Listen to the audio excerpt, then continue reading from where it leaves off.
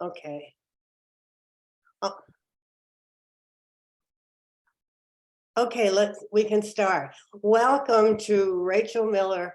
Our, we're very excited at the League to have as our conversation speaker the first woman who has ever been president of the City Council in Providence, and a real trailblazer. She's not born and bred and a native of Providence. She's from New York City, and she came here 20 years ago to head Jobs for Justice and stayed. So she chose us rather than being nurtured by us. Kind of refreshing breath of fresh air. So we are thrilled to have her, and we're so curious. When I emailed her, I said, there's just lots on your plate, and we'd love to hear some of your plans for, consider a smorgasbord of problems or challenges, a smorgasbord of stuff. So Rachel, let's just plunge in. What do you see in your term as your biggest challenge or problem? First of all, thank you so much for the invitation. It's great. I see some familiar faces on here too, which is nice to see you over Zoom. And yeah, I'm actually the second. Also, please excuse me. I have a whole dealing with my cat strategy that involves playing with a cat toy off screen. So if you hear this bell, I'm so sorry. She's already very involved. Yep. Here we go. So I think the biggest thing that's on my mind, and I know it's on a lot of Providence residents' mind, is as we think about the public schools, right? And beginning to be able to set the table for the return to local control for our Providence public schools.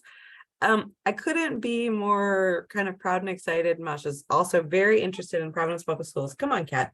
Sorry, guys. There we go. This council is historic in many ways. So we are, I'm pretty sure we're among the youngest, but really it's the broadest and most diverse council that Providence has ever had. We have 7 new members. We're from multiple countries. We have, first generation college goers. It's really, really very different. And so I think that the opportunity that affords us when we're taking on issues like education and the Providence public schools is people are bringing different lived experiences to the table. And are able to connect with community members who are also coming from a real diverse variety of people. And so, in city government for a very long time, we've had a situation where folks who already know how to participate are the ones who are at the table. And that is obviously not, that's our community is much broader than that. And so it's a real opportunity to take on some of the big challenging issues from a different perspective, to bring more voices into those conversations. And as we're talking about, like whether it's education and community and public safety and, quality of life issues that have are on all of our minds all of the time, right? Or we encounter trash and potholes. There's a wide variety of city issues. But I can't be anything but like very optimistic about the way that this council is coming together to approach them. So I'm happy to talk more in depth or talk more about me or. Well, you mentioned schools. Why don't we start with, where do you see the city council pushing the schools in your term? So in the next less than 18 months now, no matter what, Providence will regain local control of our schools, assuming nothing else happens. And I would advocate very strongly in the General Assembly that timeline does not change, right? That we bring local control back this term. I think that when we look at the 20 years that I've lived here, it's been a very similar conversation. And so how are we moving forward in a way that does a real service to the students and parents who are in our school system? Part of it is getting away from the divide across the union and administration that has been really prevalent in recent years for me, right? Like part of it is I'm not fighting with the teachers who are in our schools, in our classrooms every day, right? Like, and I think once we talk about the actual teachers who are in the schools with our kids, it becomes a very different conversation. But so I'm really looking in this next year and change to find pathways to bring people together around conversations so that when we do regain local control, we're not starting from scratch. We're working very closely with parents, teachers, students, and the school board to move us forward. And part of that is also we have a real challenge with school buildings that have been underinvested in for decades. So part of what we can very concretely do now on the council is ensure that there's adequate funding, and we are not just moving forward for warm, safe, and dry, but that we're actually thinking about designing schools that are worthy and show students that they're important, that their education is something that we all value, that their safety is something we all value. I, in my day job, work with a apprenticeship program and got to, go visit when they were building the new East Providence High School and take pictures of our graduates who were out there. And it's a beautiful project. It's an incredible school. There's a lot of federal money on the table right now for construction and infrastructure projects. And I'm definitely interested in Providence getting a piece of that so that we can take on some of these persistent challenges. Well, beyond warm, safe, and dry, here's an easy question that has a yes or no.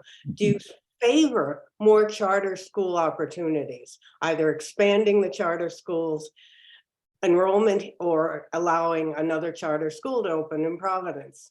So right now, if we do nothing, there's a number of charter schools already in motion that don't need approval from the General Assembly. They're just in motion, and it's going to bring the percentage of charter schools way up to well over 40% of students being served in charter schools. So I am not in favor of expanding it kind of beyond that, or so 40% you see as the ceiling. My take on the charter school conversation is, right, so it's challenging because there's long wait lists for charter schools, and I want there to be equitable opportunities for every student, right? I also am not a parent of a child age kid right now, not a parent at all. And so I am not saying to parents who are feeling like they are not getting what they need to get for their child out of public schools, charters are not a viable answer for you. I'm not, right, like that's not the position I'm taking. I do think that charters are part of our system. And if we make no decisions right now, they're going to expand quite a bit, just because they're already in motion. And so thinking about how we're working with charters, ensuring that charters have an evenness in outcomes, as well as the Providence Public Schools, is going to be an important piece of our education moving forward. Okay, well, let's switch to something kind of more boring, the elephant in the financial room. What do you think about the unfunded pension liability that's crushing, looming in the distance? Sure. So, the Providence voters rallied and did pass the bond. We haven't acted on that yet because bond terms became unfavorable, but we still have trying to think of when the clock started. We still have quite a bit of time to take action on that. So I think that's going to be a big piece of it. I think we also have an opportunity this term to think about revenue more broadly. Like, we forego quite a bit of revenue, just day-to-day revenue for our city. And so I think we can't really talk about the pension bond without also talking about our kind of day-to-day finances and taxes. And I think that it's not like I'm here to propose some sweeping proposal, but I do think that that'll be a very lively discussion in the council, and both in the next few budgets, so over the next couple of years. But as far as the pension, I do know that we'll take action on that bond when it becomes more favorable, and we'll be moving forward. And that's one piece of getting us on sure footing. Okay, so we'll all be optimistic that the markets cooperate. Slightly on that same bent, for economic development, people have been talking about the Fane building for so long. It's almost iconic. Forget the structure, just the arguments. Do you have strong feelings about the Fane building? I don't at this point have strong feelings about whether or not it's a reality. They still have a few hurdles to get through, and it's hard to know if that's moving. Last term, I did champion reforms to the process by which private developers get tax breaks. So one of the things that I'm excited about this term, and it's like related to Fane, although I really have no sense of the viability of Fane at this moment, but is, so I have long been an advocate and champion for, when the city is foregoing tax revenue, which is, a subsidy for private development, that we figure out not just the benefit isn't just in raising the tax base and like bringing revenue into the city coffers, right? But it's also really concretely helping residents benefit in meaningful ways, in ways that can be like transformative for a whole neighborhood. So in last term, we reformed, they're called tax stabilization agreements. We reformed the agreement to include a few a fair amount of like checks and balances, but in the community benefit side, really strong family wages for construction and permanent jobs that were created out of the tax breaks, and strengthened our apprenticeship requirements, and strengthened created a pathway to actually bring those agreements back in front of the council if it was found that they weren't upholding their side of the agreement. Here comes Masha again. I'm so sorry. If I lock her in a room, you all would be listening to her sing all night. So there's that's the first step in what I'm hoping is some significant reform, so that when we're doing that scale of subsidy for private development, there are genuine benefits that are helping families bring more income into our neighborhoods and supporting people. And that's, I think, my kind of piece and focus on the tax subsidy agreements and Fane Tower. And then the other side of Fane Tower is the kind of character of the neighborhood and neighborhood development side. And this year we'll be revisiting our comprehensive plan. So the 10-year plan for land use and zoning and everything that's related to that, which sometimes feels like everything. And so there'll be opportunities to talk to be part of community meetings related to that. That'll be run by the planning department in the mayor's administration, but the last stop before it goes to the state for approval is the city council. So I know, we're all going to be very active in that conversation. And it really does, you start to see how many projects are coming before the council for zoning variance.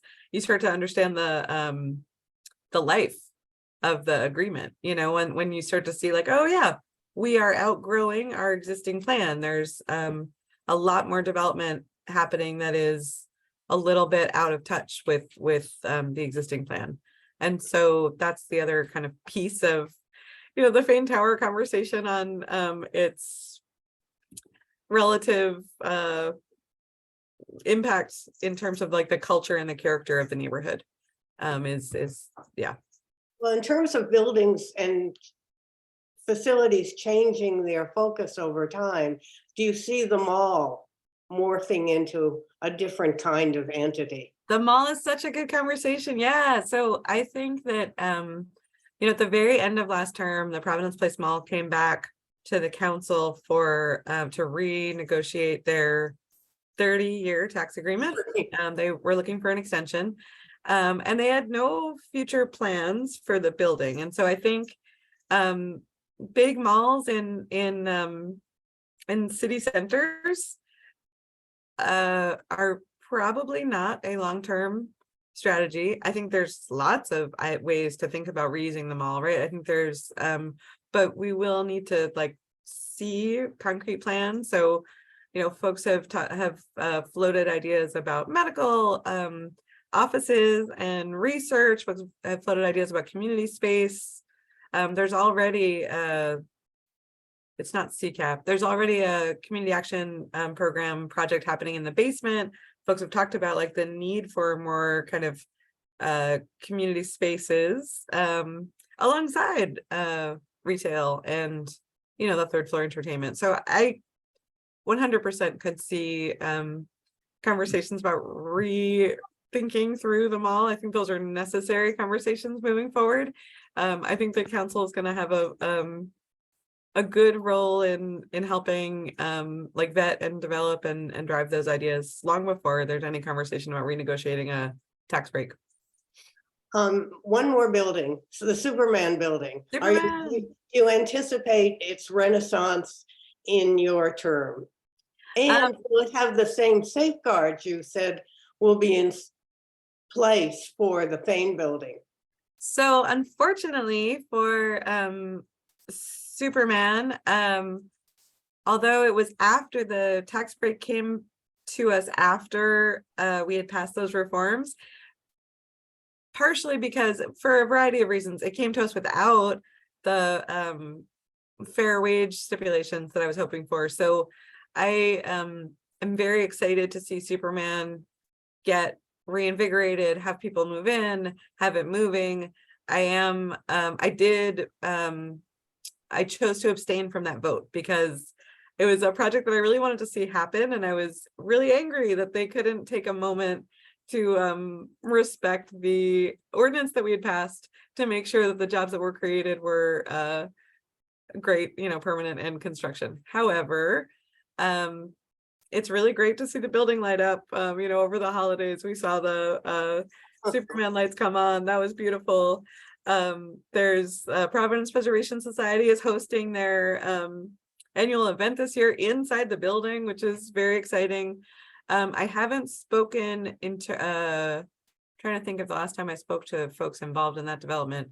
I would anticipate that yes, the development will get started well before the end of this term. I don't know about the timeline for having folks move in and finish, but I would hope so, because there is a clock ticking on the tax stabilization they did get.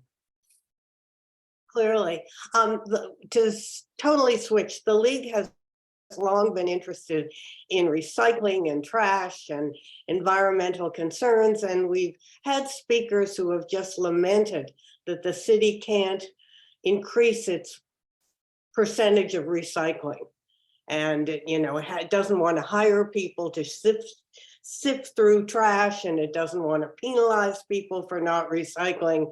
Yet it seems unfortunate that there's so much waste. Do you intend to tackle trash? So I definitely intend to tackle trash. We are also, for the first time that I'm aware of, maybe not for the first time ever, we will have a special committee on environmental issues. And so one of the things that I've been talking about with the chair, that's going to be Councilwoman Sue Anderbaugh from Ward 3. One of the things I'm very excited about talking about with her is expanding community education on all things trash, including composting and sort of seeing where we can have funding to expand some neighborhood composting services as well.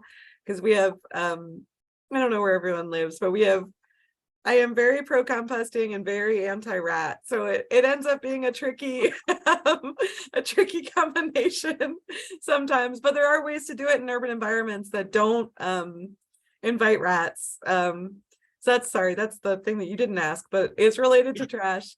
And then in terms of recycling and education, I remember when I first started on council, I was sitting with the Department of Public Works and sort of said like, oh, like, can't we just do a community education campaign in schools where we're talking about recycling and trash? Because it's actually super effective to just be in a school and like have the kids who are in the schools then go home and be ambassadors for that project. I know that's something I would very much like to look back into.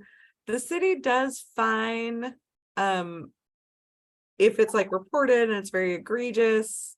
I agree, it's not a priority in terms of inspections and standards.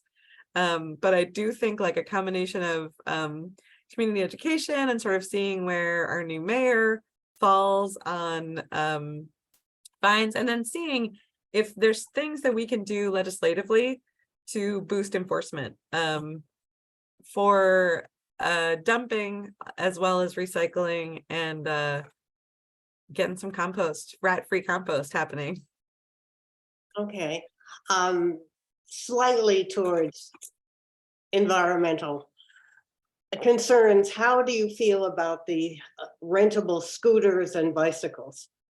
I feel good about the rentable scooters and bicycles. I think you see people really using them to a great degree. I think that we had a problem with the vendor 3 years ago, with the ease at which people could free the scooters or free the bicycles from their paying. Well, they were in the river. They were in the river. So what was happening was I actually just watched a young person knock the kind of payment block that was on the wheel. You could just knock it right off. So we don't have those bikes anymore. That vendor did not work out for the city.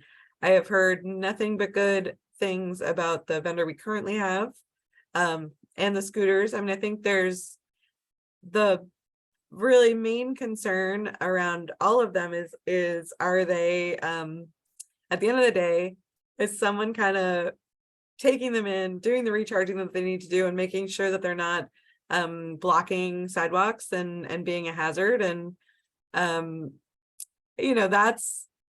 that gets right to the heart of accessibility, right? So on the one hand, we've got these cool things that are definitely making it easier to transport yourself around the city without a car.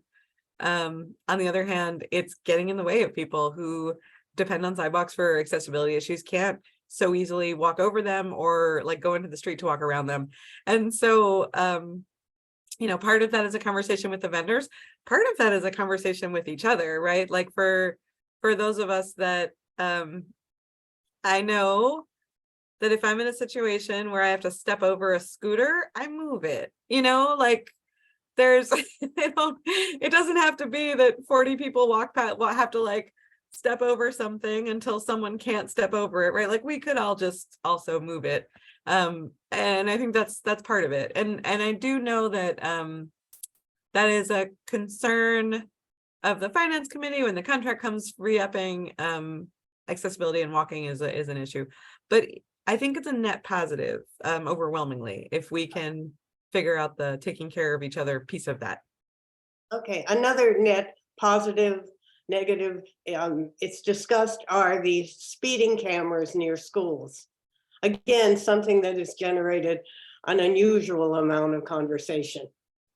Yeah, I mean, so I am pro, here's my take. Pro people not speeding in Providence, which okay, you have a big challenge with. Pro people not speeding near schools when schools are open. I'm anti-camera overwhelmingly. So not just these cameras, but I think that we have we run into when we kind of farm out our policing to third-party tech vendors, we run into I have concerns about data privacy. I have concerns about how much information is being captured in general.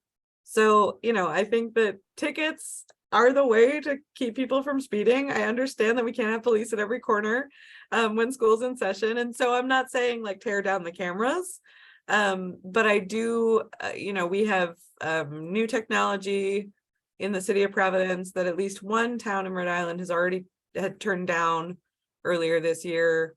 We don't have safeguards. It's called a flock camera, and it can capture quite a bit more information than the red light cameras at schools. There's not been a public vetting of an administrative policy on those cameras. So that's something I'm definitely looking for the council to take up, just to be able to say, like, we need to protect our civil liberties and safeguards. when we're bringing in this kind of third party tech to do our community safety. Well, we are in favor of that. First of all, I have a grab bag of questions, the smorgasbord on Rachel's plate, but please use the chat to type in questions. This is your conversation. Another question we've had has been about police and crime. Do you want to see more community policing? Do you see possibilities for more police officers? Parts of the city have major problems with gangs and killings. Other parts of the city have problems with burglaries and robberies. And what is your take on it? I mean, I know we're getting a new police chief. Yeah, which is exciting. I mean, I think having I just came from earlier this evening the swearing in of the new fire chief, which is the first time we've had a fire chief in 8 years. So it was really exciting. So we have two homegrown leaders in fire and police, which I think is as much a testament, like when Colonel Clements shared that he was leaving, I think it was like universally felt that was a loss for the city. And I think part of that reason is because he was able to do this work no matter who you were, could talk to you about policing, could hear your concerns, could talk about, whether they were coming from a, we need more police on the street right now place, or they were coming from a, civil liberties concern about police activity place. That's a special, could not just hear them, but then could like think about how to move some of that stuff in motion. That's a special skill. I feel excited about having Chief Perez come on board. I think that he again, it brings this kind of knowledge of his neighborhood and of the city that we haven't seen on in leadership at the force, and that's exciting. In terms of community policing, I think overwhelmingly, when you ask folks to remember, what was it, maybe 15 years ago, where there was foot patrols that were regular, and you built a relationship with the officers because you saw them every day, and they kind of knew who was they knew what to look for in the neighborhood. I think that's very helpful. I think that we'll be talking to the department about what exactly is required to move us back in that direction. And then the other thing that happened over the last I'm forgetting my timelines. Did COVID make everyone forget what time is? I have not gotten time straight since COVID, but I want to say it was last year that was the first time that we passed a budget that created a diversion program. So this was something that a few Councilwoman LaFortune was really took leadership on in her last year on council, so that when a 911 call comes in, it's not just police or fire, that there's a third option around behavioral health. And so, which is, I think, good in terms of multiple things, right? So it's a safer, in terms of like de-escalation and making sure people get the help they need. It's also a real resource question, right? Because a lot of 911 emergency calls police are responding to are issues that are behavioral health, substance use issues, right? And so having a diversion program is kind of good for the city overall. I'm really excited to see, I still have not, but I'm really excited to see some data on how that program is operating and think about ways that we can continue to work with community partners to expand it. So I think the two things for me go hand in hand, right? Like, how are we thinking about community policing, and how can we work with the new chief to support that? And then how are we expanding what we think of when we think of public safety, and what we can resource there, if that makes sense. Well, I hope you're right. Another sort of related, well, not really related concern people have had has been housing. That in some parts of the city, housing has become very expensive very quickly. Do you have any magic wand solution? So I think if anyone had a magic wand solution, we'd all be lining up for it. Housing is top of mind for this council. So there's I want to say like 3 pieces to unpack with housing, right? So we have just right now more demand than at all levels of income, more demand than supply. And so that is at least in part driving rent very high. We have a real lack of affordability, so a real lack of moderate income and low income housing.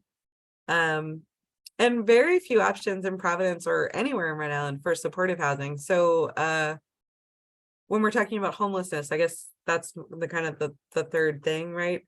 We saw during COVID, and especially as prices increase, we see homelessness increase. And we don't really, as a state or a city, have a plan to work with people who are long-term homeless, right? Who need serious transitional support, right? So what it would take to move Rhode Island to kind of like a housing first model so that we can then address their kind of full-scale housing needs. So that's I'm sorry, mental health and wellness needs. So in terms of bringing more units online, I am happy to say that there are a number of projects underway that they're not going to quite get us to demand side, but I think that's something that the council is going to be focused hard on, is how are we partnering to support more development at all?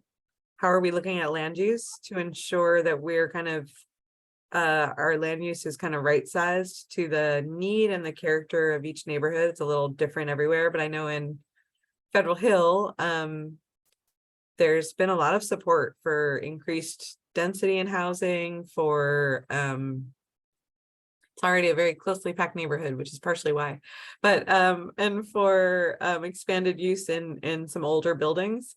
So I think kind of looking neighborhood by neighborhood and citywide and including neighbors in those conversations about, are we properly zoning? Are there actual incentives for building affordable housing? Are they the right incentives? And then how can we partner with the state and federal government to expand, really dig down and expand options for low income and moderate income. And I'm talking, so when we talk housing, we're always talking about the area median income, right? Which ends up being, so what is called workforce housing ends up being geared at folks in the like 75,000 a year range. That's so well above the median income of so many of our neighborhoods that while I appreciate the need for it, I think we also have to be thinking more broadly than that. So there's a long, a big pile of work.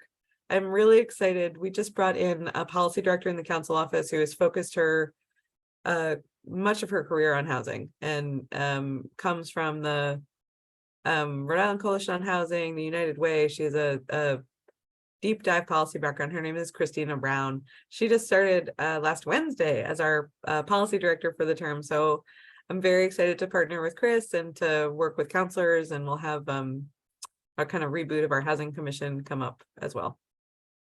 Well, to seg into that, the homeless encampments they've been small and they've popped up in strange places, not just in the city, not just in the on the State House grounds, but elsewhere.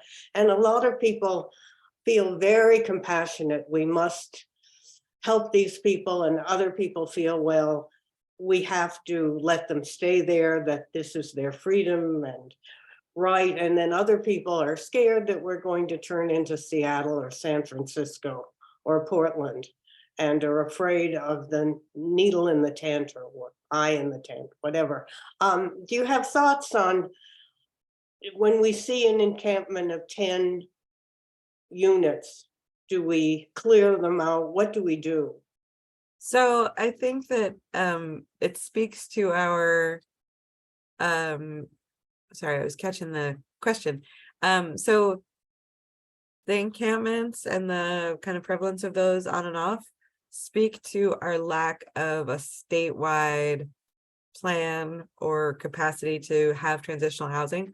So right now, just a block away from me, the Armory in the West End was opened in December in response to, in large part in response to the encampment at the State House.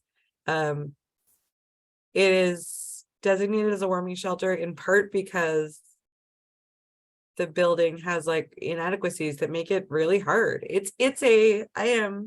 And the neighborhood's been incredibly supportive.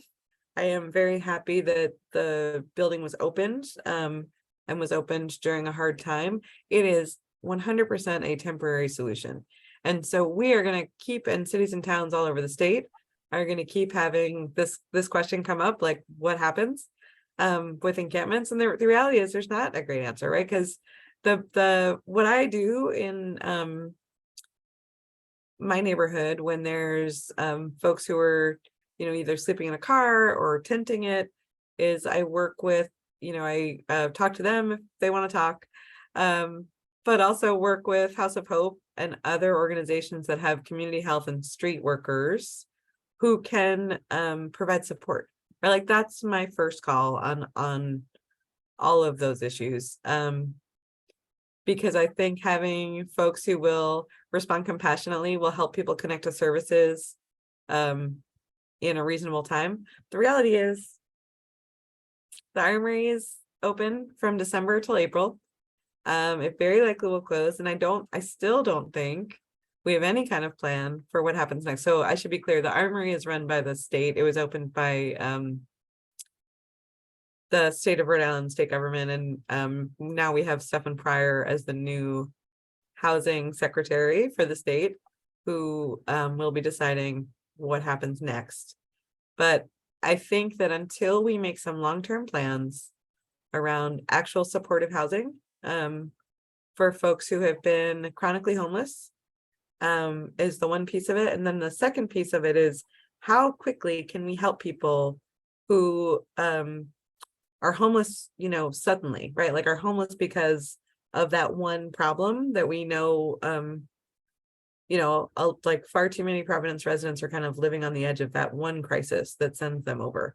And so how quickly can we help people turn around and get back on their feet in a variety of ways, whether it be employment help or short-term housing or because I think that's the other piece, or that's, certainly what I hear from people who work with the homeless population and people who have been homeless themselves, is like the quicker you can kind of turn around when you're facing this situation, or let me put it the other way, the longer it takes, the harder it gets. And so like once you think about all of the ways your home is your kind of base for mail, and it ends up spiraling pretty quickly. So what I'm really looking for in terms of working on homeless issues is one, like let's really work with our new housing secretary and get a long-term transitional housing plan in place for the state of Rhode Island. And two, how can we be better partners to all these community agencies who are, quite honestly, like Amos House, who's running the operations in the Armory.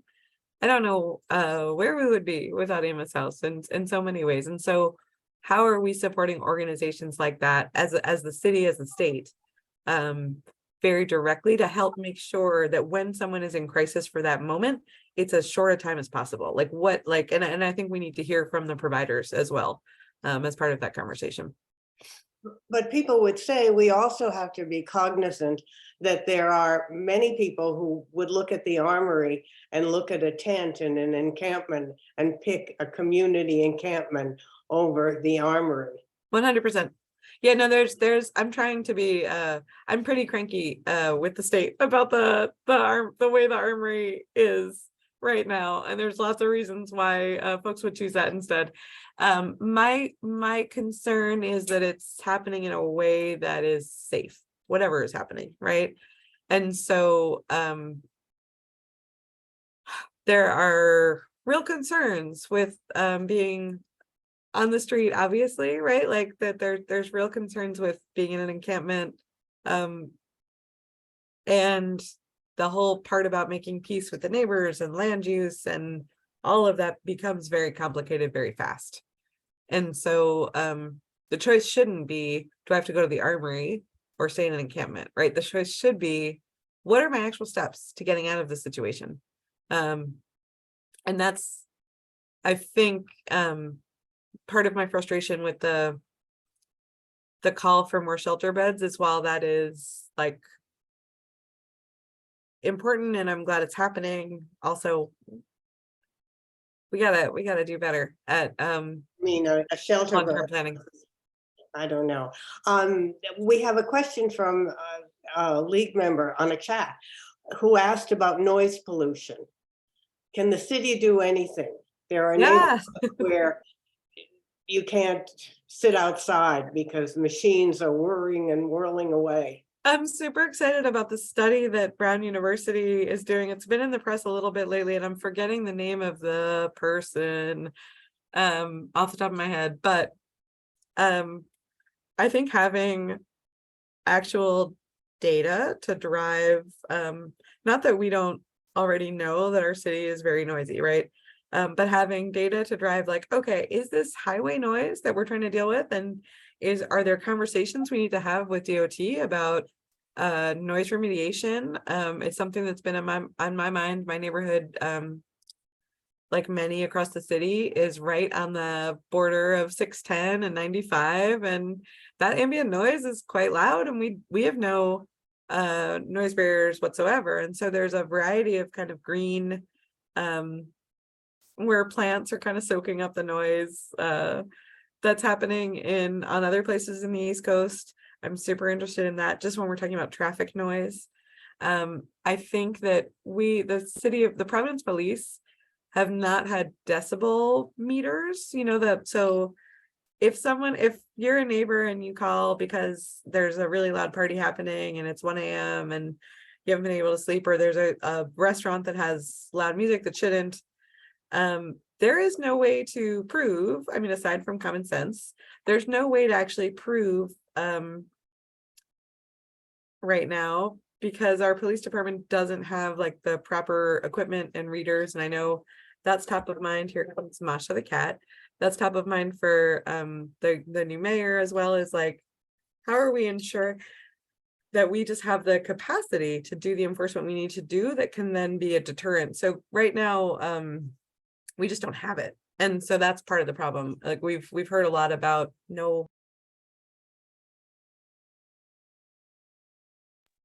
we've heard a lot about how police aren't responding, but the reality is they don't have the tools to respond. And so that's on my agenda for my meeting with Chief Perez, is to talk about getting decibel readers for the force and training in that. And also just conversations about what he feels like has worked well for kind of repeat offenders. I'm definitely thinking of the commercial restaurant side of it, but like repeat offenders on noise violations, and how residents, we have all of these really vibrant commercial corridors in our city that are so adjacent to neighborhoods. I see that play out in Federal Hill, where it becomes a little bit of like a neighbor versus business. And I don't think that's a tenable strategy, right? Like we got to figure out how we thrive and live and work together. And just being good neighbors and making sure that things shut down when they need to shut down and are quiet when they need to be quiet is part of that. Well, I hope you're right. To seg now to libraries and community centers. I think everybody in Providence is thrilled with the burst of money that's gone into the community libraries. I mean, and community centers. ARPA has been a gift, but ARPA has strings attached, and in I think 2 more years, the ARPA money is gone, and the federal government was explicit that the money was not to replace city money, that the city will either have to drop the programs or fill the budget on its own. Do you see this looming? It's something we asked the mayoral candidates, and they grappled with it. No, it's a huge concern, and it's not so I think the programs have been incredible, not just with the libraries, but the kind of infusion of cash into a variety of nonprofit programs have been incredible. I really worry about what happens when that money dries up. And so partially with the libraries in particular, we get to have a test case that can hopefully help write some really good grants, to keep those programs going, because there's not a plan for it beyond ARPA, and that's troubling. That's troubling to all of us on council. It's yeah, it's a significant problem. And I think the ways in which ARPA is spent on things that are just people's jobs, you know, that are regular city functioning is a problem that we're gonna have to deal with. It's gonna be a serious problem in the not this coming budget, but the one after. And it's something we have to start planning for now. I wish I had a magic wand on it. I don't tonight. In a previous league conversation, Michael DiBiase spoke and he said he urged the ARPA money to go for real infrastructure, you know, broadband and but not to go into programs. He urged, but of course it went into programs. Much of it went into programs. Yeah, in Providence, overwhelmingly it went into programs. Pardon? It did overwhelmingly in Providence go into programs.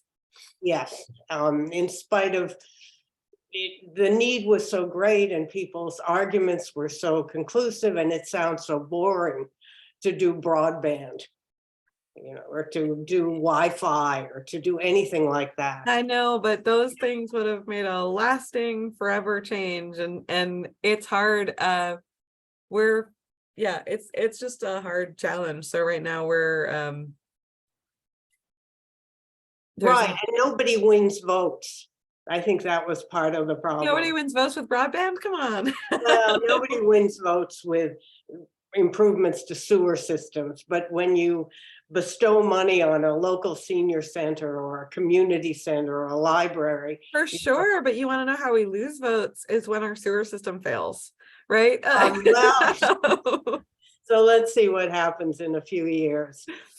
Somebody asked about, you know, what has been the most exciting thing you found about Providence that you liked best? About Providence? Just in general? You stayed here. Oh, I'm like, wait, what's not great about it? So I grew up on Long Island. I lived in Manhattan for a little while. I lived in DC for a little while. I went to school in Worcester. I lived in Boston for a little while. I moved to Providence and just completely fell in love with the sense of community that you can fight for if you live in a bigger city, right? Like you can kind of like elbow out your niche in that world. But in Providence, right, like I used to joke, I would walk up the street to the coffee shop and I would see the same people every day and I wouldn't necessarily know all of their names. This was years ago, but you know, my stranger friends would be like, hey, nice haircut, you know, because we would just be in community with each other so much.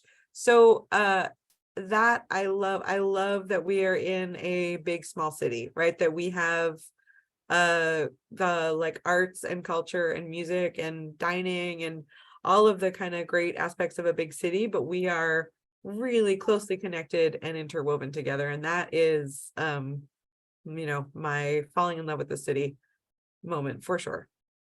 What made you decide to run for the city council? Oh, that's a great question. My former councilman, Brian Principe, decided not to run again. And it wasn't so I had done a lot of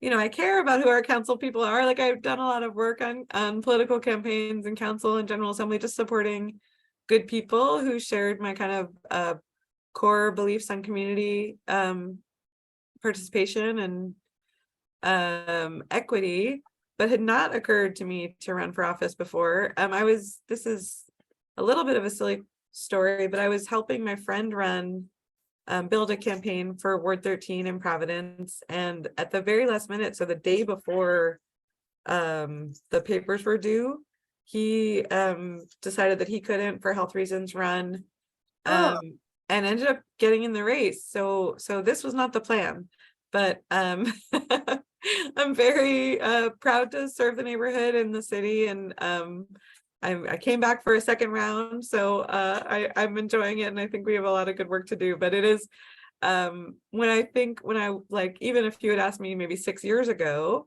do you plan on running for office, I probably would not have said yes, right? Because I've always sort of seen my role more broadly in the community and labor, but being part of the council and being able to advocate, you know, on the inside, so to speak, for our community has been a real honor. And one final question is, how does your professional life as a community organizing person mesh with your council role? Oh, great. So now my professional life is I am the communications director at a nonprofit called Building Futures, which is really aligned on workforce development issues. So in terms of love and heart and, you know, mission focused, very aligned. In terms of, I realized that I've added a third job onto the 2 jobs I had, right? So I was already representing the neighborhood and working in this day job. And now I've added the third role of, you know, building the council, representing the council, representing the city in that way. It's been 6 weeks and I'm still figuring out the time challenges, but it's a challenge worth figuring out. But mission wise, very aligned. Oh, that's good that there's a congruence. Absolutely. Oh, well, I think that we in the city are thrilled that you're there and wish you well. Thank you so much. So I'm going to make a pitch. There's we're Absolutely. trying to revive our communications with residents across the city from the city council channels. So if you're on social media, there's hopefully 10,000 obvious links to sign up for our newsletter and to get informed. The more that we can kind of spread that out, the better off we'll be about being able to share important information, share ways to get involved with us when we're facing a decision, right? So ways to communicate with us. That's hopefully now through June, we'll be doing a good enough job that I'm hearing from everyone all over the city on our city budget. Well, we will blitz that out on our Facebook, on our league site, and via email. Excellent. Thank you so much. Thank you so much for the invite. Oh, well, this was a pleasure. And it's Valentine's Day. You guys, I didn't even realize this. It's February 13th. This is the perfect night to have the League of Women Voters. It's Valentine's Day. Happy Valentine's, everyone. And it's also perfect to have a woman as chair of the city council. Thank you. Thank you. Thank you. Well, everybody, good night. And I wish you all a happy Valentine's Day, to echo Rachel. Thank you. Bye-bye.